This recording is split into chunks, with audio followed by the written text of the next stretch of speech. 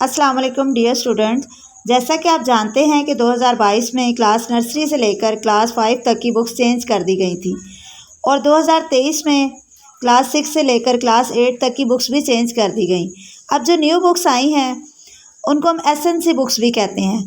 तो ये जो एसएनसी है ना, इसको आपने अच्छे से ज़रा समझना है। एसएनसी का मतलब है सिंगल नेशनल करिकुलम, और सिंगल नेशनल करिकुलम से मुराद है यकसा तालीमी निसाब।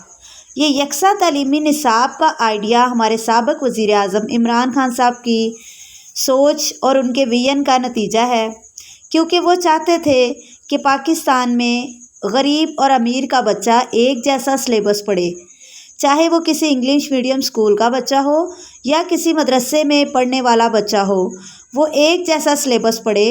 कहीं ऐसा ना हो कि इंग्लिश मीडियम में पढ़ने वाले बच्चे साइंस और टेक्नोलॉजी और जदीद अलूम में आगे निकल जाएं और हमारे मदरसे में पढ़ने वाले या दूसरे स्कूलों में पढ़ने वाले जो गरीब तालिब इल्म हैं वो कोई और सिलेबस पढ़ रहे हों और उसकी वजह से वो दुनियावी साइंसी अलूम, टेक्नोलॉजी और जदीद अलूम में बहुत पीछे रह जाएं और उनको ज़िंदगी की दौड़ में मुश्किलात का सामना करना पड़े।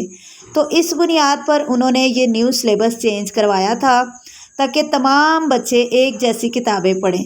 इस सिलेबस का एक दूसरा मकसद भी था, और वो ये था कि बच्चों की रट्टा सिस्टम से जान छुड़वाई जाए।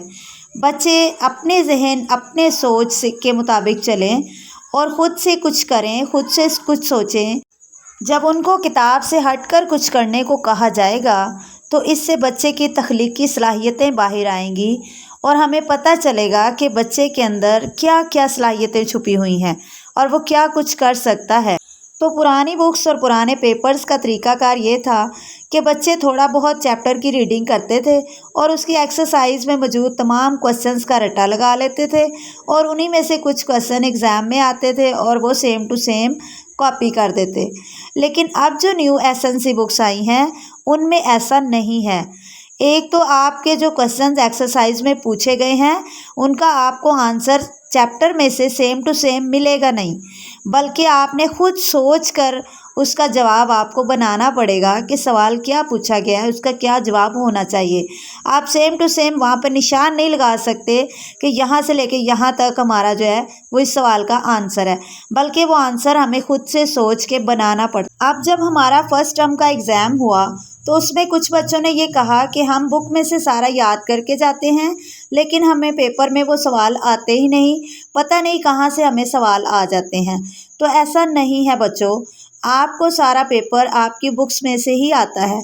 वजह यह है कि आप एक्सरसाइज में मौजूद तमाम क्वेश्चंस का रट्टा लगाकर चले जाते हैं, लेकिन आपको जो क्वेश्चंस वगैरह आते हैं वो चैप्टर की रीडिंग के अंदर से पूछे होते हैं, जिसको रीडिंग को आपने ध्यान से पढ़ा नहीं होता।